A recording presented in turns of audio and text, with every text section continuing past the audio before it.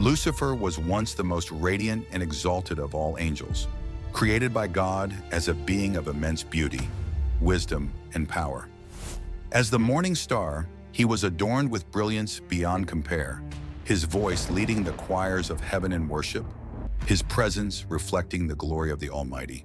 He stood among the highest ranks of the celestial hierarchy, serving as a guardian of divine light and a leader among the heavenly host.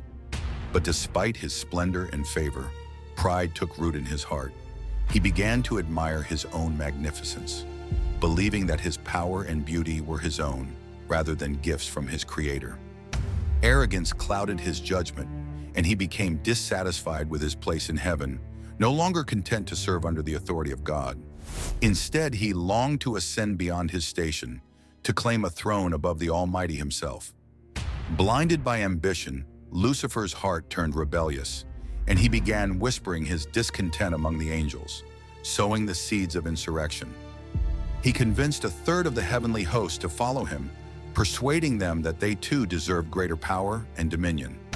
The rebellion that followed shook the very foundations of heaven, as Lucifer and his followers waged war against the forces of divine order, led by the mighty archangel Michael.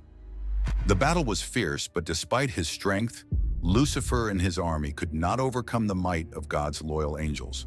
Divine justice prevailed, and Lucifer's rebellion was crushed.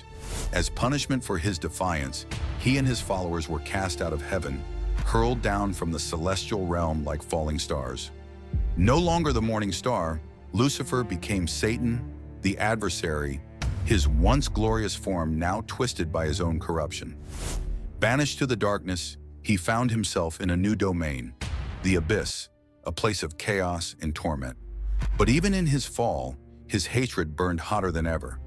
No longer able to challenge God directly, he turned his wrath toward the new creation, mankind. In his bitterness, he vowed to corrupt and destroy humanity, leading them away from the divine path and into sin. He took the form of the serpent in the Garden of Eden, deceiving Adam and Eve into disobedience, introducing sin and death into the world.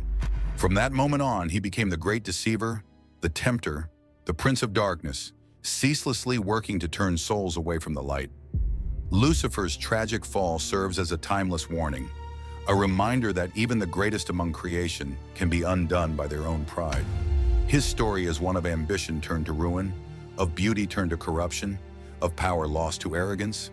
Though he once stood among the highest in heaven, his insatiable desire for more led only to his eternal downfall.